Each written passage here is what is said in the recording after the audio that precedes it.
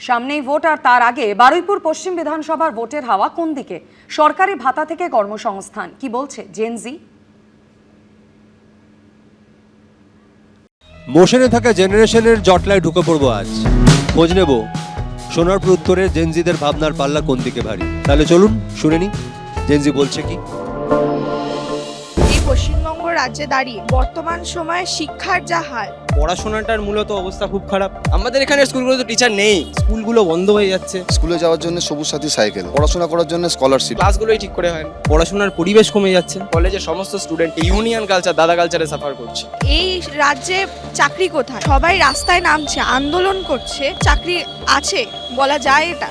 আমাদের জেনারেশনের ছেলেমেয়েরা যারা নতুন করে স্বপ্ন দেখেছিল একটু কাজবাজ করবার, একটু চাকরি করবার, পরিস্থিতি দিন দিন নষ্ট হয়ে যাচ্ছে। ক্যাম্প চলছে এখন যুবশ্রী, মাসে 1500 টাকা ভাতা। 1,000 টাকার বদলে তাদের হাতে যদি আমরা একটা স্থায়ী টাকার ব্যবস্থা তুলে দিতে পারতাম, আমার মনে হয় তাহলে আরো বেশি ভালো হতো। রাজ্যে আমাদের চাকরি আছে, চাকরি আছে, কিন্তু আরো একটু চাকরি বাকরির ব্যবস্থা হলে ভালো হয়। যারা নিজেরা চেষ্টা করবে আমি মনে করি তারা এই রাজ্যেতেই কাজ পেয়ে যাবে। রাস্তাঘাট অনেক খারাপ ছিল, রাস্তাঘাটের অনেক পরিবর্তন হয়েছে।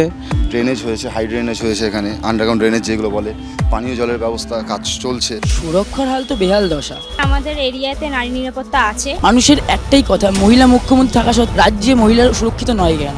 কোনো জায়গায় গিয়ে আমি যে ইনসিকিউর ফিল করছি এরকম আমি মনে হয়নি কোনোদিন। এখানে আজ একটা মেয়ের বিয়ে দেওয়ার জন্য রূপশ্রী থেকে শুরু করে মেয়েদের পড়াশোনার জন্য কন্যাশ্রী, সমস্ত ব্যবস্থা এই সরকারই করেছে। ভোট দেওয়ার আগে সব থেকে বেশি গুরুত্বপূর্ণ আমাদের জেনারেশনের কাছে এইটা হওয়া উচিত যে আজ থেকে 5 বছর বাদে আমরা কোথায় গিয়ে দাঁড়াবো, চাকরি বাকরি, কাজ বা সুযোগ কতটুকু থাকবে। জনে জনে জিজ্ঞাসা করে জেনেছি জেনজি বলছে কি। সোনারপুর উত্তরের পর আরো অন্য বিধানসভা কেন্দ্রের তরুণ ব্রিগেডের সামনে প্রশ্ন রাখবো আমরা। আপনারা দেখতে থাকুন জেনজি বলছে কি, চোখ রাখুন এবিপি আনন্দে।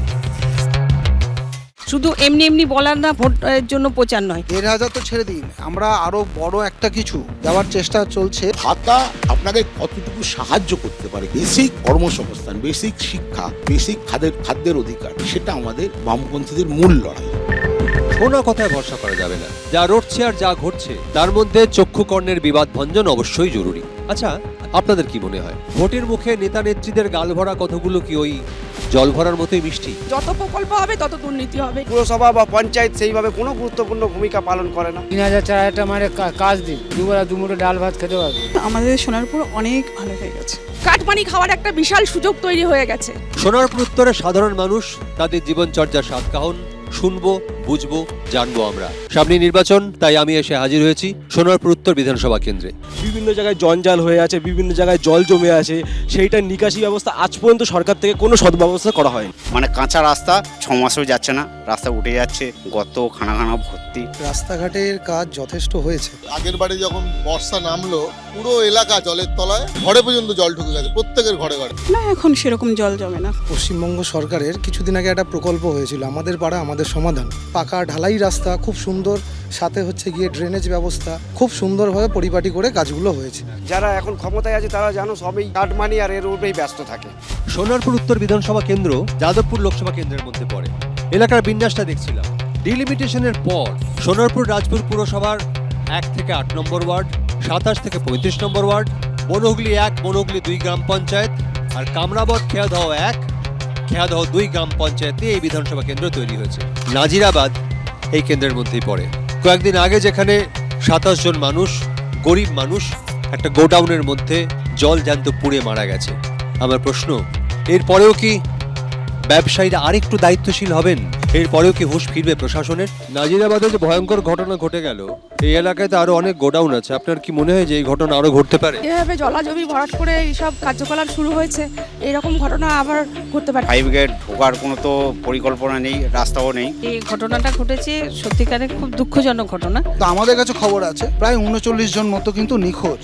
এই যে 10-12 জনের সংখ্যা, সেটা নিয়ে কিন্তু একটা যথেষ্ট বিতর্ক আছে। রাজ্য সরকার প্রতিনিয়ত এটা নিয়ে দৃষ্টি আকর্ষণ করেছেন। সরকারের পক্ষ থেকে সেই ফ্যামিলিগুলোর পাশে থেকেছে এবং তাদের যে 10 লক্ষ টাকার যে দেওয়ার কথা সেটাও দেওয়া হয়েছে। না, এখানে দলবাজি চলছে, মানে এর মধ্যে একটা বড় দুর্নীতি হচ্ছে।